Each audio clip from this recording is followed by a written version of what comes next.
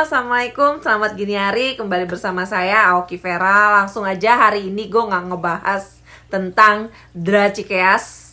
Kalau orang-orang demen drakor, gue Dracikeas. Jadi kita langsung aja ngebahas tentang KPK yang lagi asik bobo siang tiba-tiba loncat ke sosial OTT dengan drama OTT-nya di mana yang ditangkap orang yang lagi tidur, gitu kan? Nah di sini otomatis kalau gue sih ya ngelihat ada bau-baunya. Tapi dengan begitu pun gue masih tetap memilih diam, nyimak, ikutin apa mau mereka. Pada kenyataannya seperti biasa, peliharaan-peliharaan Om Kumis sudah mulai bergerak seperti biasanya untuk semakin menjurus ke arah sana. Kita lihat dulu dari KPK. KPK punya pegawai 1.586 orang. Dana yang digelontorkan negara untuk membayar gaji-gaji mereka adalah 1,3 triliun rupiah. Nolnya banyak banget. Tapi hasil kerja KPK selama ini apa?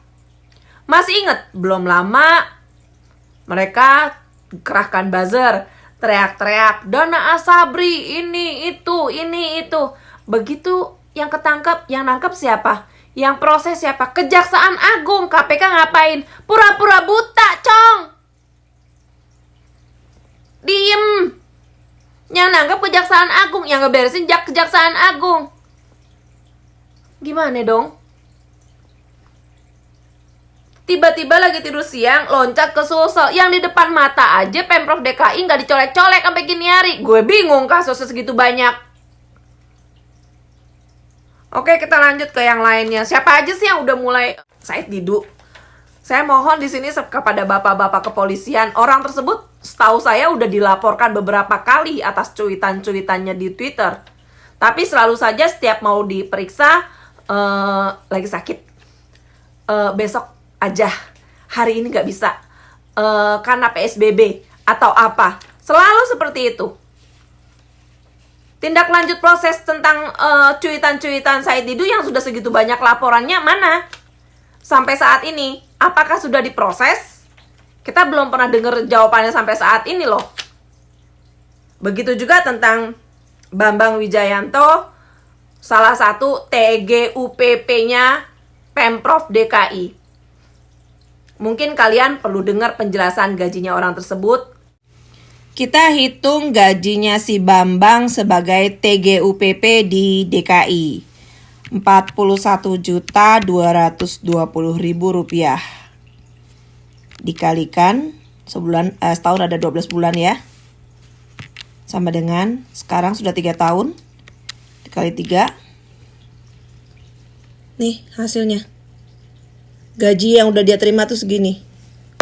Hasil kerjanya apa dia di DKI? Hah? Rampok, banyak bacot. Nah sekarang lanjut. Bagaimana kalau seorang gubernur ditangkap, otomatis pasti harus ada PLT-nya. Yang bakal naik jadi PLT-nya otomatis wakilnya. Kita lihat aja nih di lingkaran orang-orang tersebut. Ada siapa aja? Ada kakaknya. Kakaknya siapa? Mantan Kementan. Kementan orangnya Om Kumis. Pernah ada selentingan lo ya, ini masih question, pertanyaan, katanya Doski memang sedang dipersiapkan untuk menjadi RI 2. Ada selentingan mau depak RI 2 yang sekarang untuk dijadikan penggantinya. Emang bisa kayak begitu aturannya? Jadi siapapun orang yang sudah mulai susah disetir sama Om Kumis harus didepak ceritanya. Gitu. Kayak semacam mungkin gue harus buka mulut ya kali ini.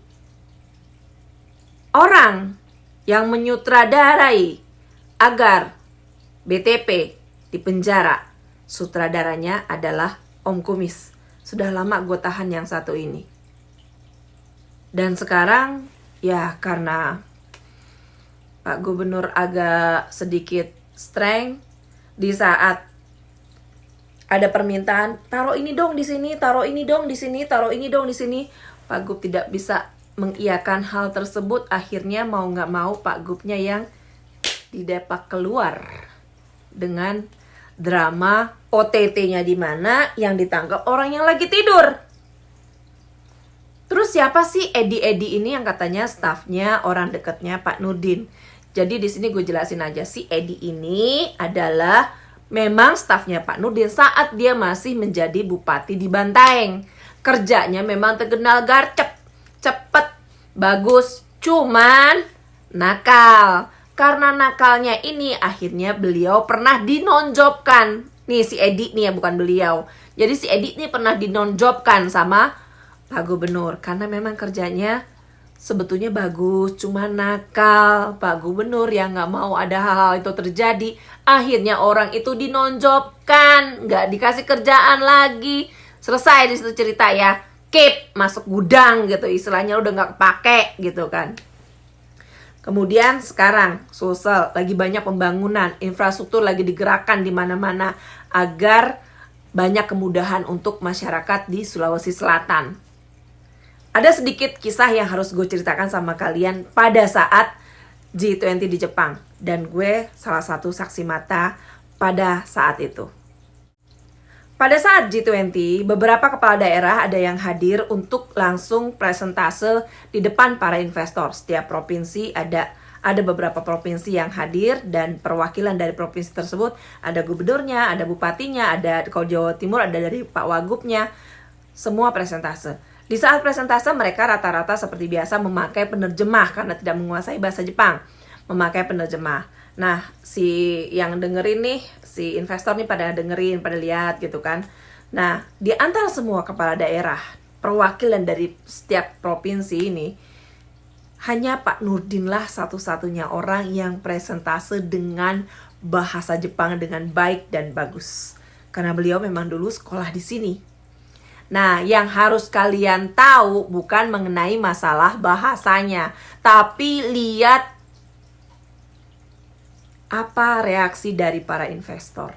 Pada saat perwakilan dari berbagai daerah yang lainnya berpresentase, ya investor cuman duduk begini, ngeliatin gambar, ngeliatin slide, kupingnya sambil dengerin si penerjemah. Tapi kan dia nggak, karena dia pikir dia nggak bisa tanya jawab, harus dengerin lagi antara penerjemah sama si yang ngejelasin, dia jadi kayak setengah rada males gitu kan.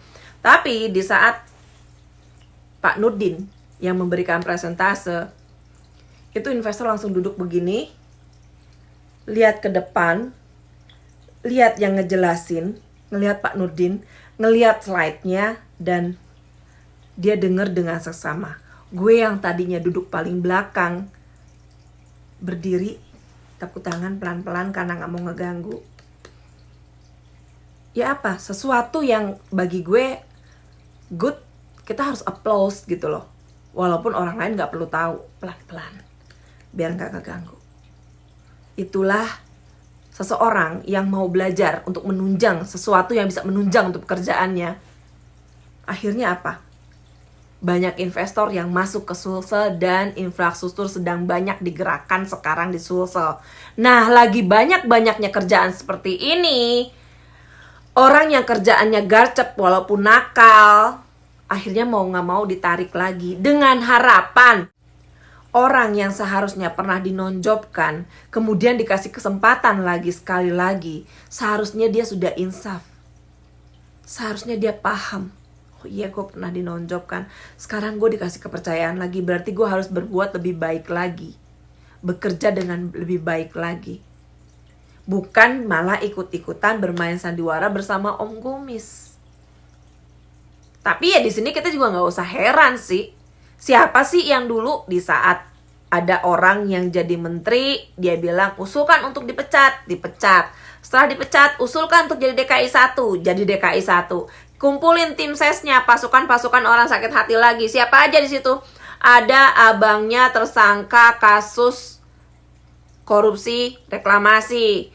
Ada Said Didu, ada siapa, pasukan sakit hati semua dikumpulin di situ untuk jadi tim sesnya DKI 1 yang sekarang. Dan kita lihat sekarang DKI 1, hasil kerjanya apa? Orang yang sudah memang kerjanya nggak bagus, pasukan sakit hati, angkat, rangkul untuk dijadikan musuh negara. Masih kurang apa lagi negara buat kamu, Om Kumis? Masih belum cukupkah kau acak-acak tanah air ini? Di mana martabat kau sebagai negarawan? Assalamualaikum.